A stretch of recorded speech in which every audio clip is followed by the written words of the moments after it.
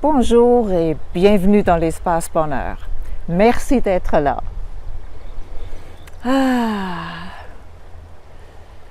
Je me suis fait interpeller sur un sujet. Je vais vous raconter que j'ai une histoire qui s'est passée hier. J'ai eu la chance de rencontrer une personne que j'aime beaucoup et je lui disais un peu ce que je faisais, puis je disais, je m'adresse aux gens qui ont réussi leur vie professionnelle et elle l'a complété pour dire, et maintenant qui veulent réussir leur vie. J'ai trouvé ça tellement juste parce que soyons francs, la plupart parmi nous, on a été dans des structures où les choses étaient décidées d'avance, où il n'y avait pas beaucoup de jeux nécessairement, il y avait peut-être un petit peu de créativité, mais un cadre assez rigide. Moi, j'appelle ça les petites boîtes. Et moi, j'étais dans les petites boîtes. Moi, j'ai réussi ma vie professionnelle, si je peux dire ainsi. Moi, j'étais une infirmière. J'ai travaillé dans plusieurs domaines. Santé physique, mentale, fin de vie. En tout cas, je me suis promenée déjà là.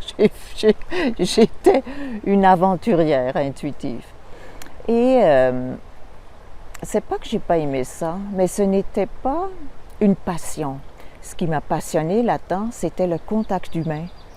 Parfois, c'était vraiment très, très intéressant. Et j'ai appris beaucoup. Au contact des humains, moi, je trouve qu'on apprend. Et au contact de la nature aussi, on apprend beaucoup. Et réussir sa vie après avoir réussi sa vie professionnelle. J'aime beaucoup cette idée parce que nous sommes amenés en douceur vers des structures similaires une fois qu'on s'en va vers la retraite. Et même si on planifie des voyages, on dirait que tout a besoin d'être planifié, justement, la planification.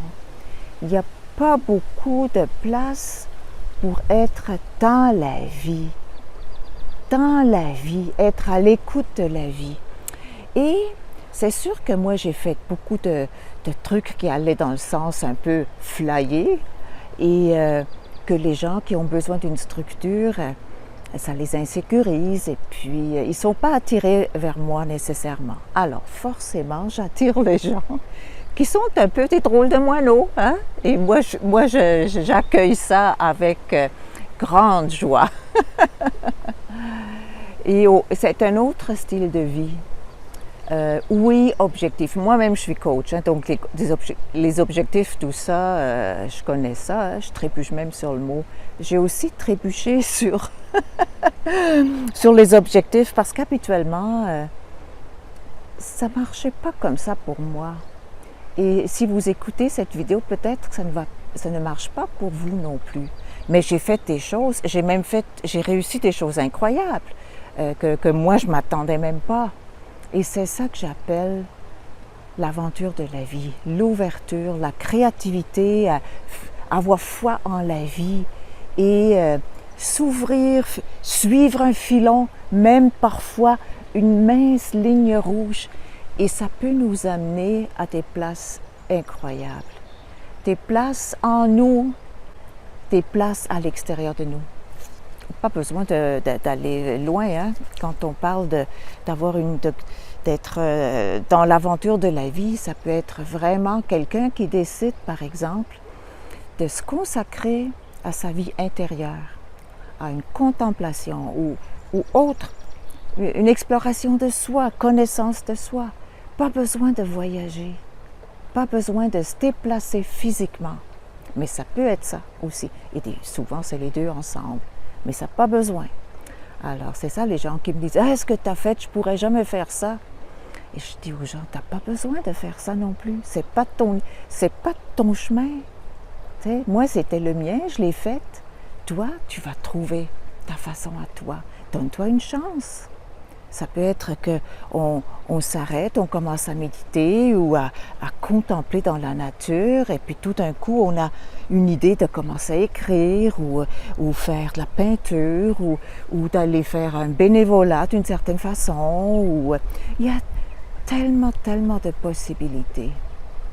Mais même encore actif dans la vie professionnelle, il y a des façons de rendre ça précieux. Pas juste faire les années qu'il faut pour aller s'en aller vers la retraite. Parce que la retraite, c'est une suite de ce qui a été. Alors si vous étiez traite dans le formatage, mais ça va être la même chose à votre retraite. La même chose, je vous le dis.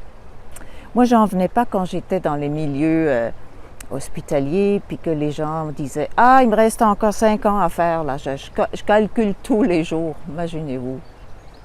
La personne est en prison, puis elle ne sait même pas si elle va se rendre à la retraite ou bien plus loin. On ne le sait pas, ça. Alors, attendre à plus tard, c'est un risque. C'est un risque à prendre. Alors, je crois vraiment aussi que ces structures rigides, là, que ce soit dans la santé, l'éducation ou les entreprises, le corporatif, tout ça, ils ont besoin, un grand besoin de input créatif. Ils ont besoin de vous. Si vous avez des idées, allez-y. On vous dit non, prenez un autre chemin, allez-y. Moi, je me rappelle, je travaillais en santé communautaire et puis là, ça faisait peut-être 3 ans et j'avais comme fait le tour, mais je ne savais pas quoi faire d'autre. Là, je n'avais pas encore fait mon changement de carrière. Et là, je me suis dit, si je fais rien, là, je vais tomber malade. Je le sentais vraiment comme ça. Au moment donné, je me suis rappelée d'un cours que j'avais fait à l'université en créativité. Ah, laissez-moi vous dire, là, c'était flyé, là, c'était éclaté, là. Ça n'existe plus, ce cours-là. C'est trop dangereux, hein? La créativité. On parle tout le temps d'innovation, mais non, pas vrai, là. On ne veut pas innover. On veut faire d'autres résultats en faisant les mêmes choses. C'est un petit aparté. Je ne veux pas avoir raison avec ça. Et je me suis rappelé d'un cours d'expression corporelle, un mélange de mouvance, de presque danse, en totale liberté, un peu comme on permet aux enfants de faire un cours d'expression corporelle. Et là, j'ai offert ça au personnel. La direction n'a pas bougé. Ils me l'ont permis, mais ça juste un mot là, oui, comme ça là. Mais c'était pour moi formidable. Je me rappelle à la fin du cours, à chaque fois, il y avait une période de danse libre. Et là, j'étais là et je sautais dans les airs et puis je me disais, waouh, je suis 100% heureuse et c'est moi qui l'ai organisé. Ça, c'était une forme de empowerment. On parle beaucoup de empowerment. Il y a toujours une façon de prendre son pouvoir pour changer sa réalité. Puis ça m'a permis d'endurer encore un an et quelques. Après, je suis partie. Alors, par exemple, j'ai entendu parler d'un prisonnier aux États-Unis, je crois, il est condamné à vie. Et je crois qu'il s'est organisé une émission de radio. Là. Je ne sais pas comment il peut avoir accès à ça, mais en tout cas, il a son émission de radio ou peut-être c'est plus un vlog ou je ne sais pas là. Mais imaginez-vous, puis cette personne-là qui a cheminé, qui est à l'intérieur des murs, derrière les barreaux depuis très longtemps, l'expérience qu'elle a, cette personne-là, ça peut être tellement intéressant, parce que nous sommes tous quelque part prisonniers hein, de formules, d'un cadre, d'une petite boîte, d'un formatage. Hein. À tel âge, on fait ça. Après, à tel âge, on fait ça.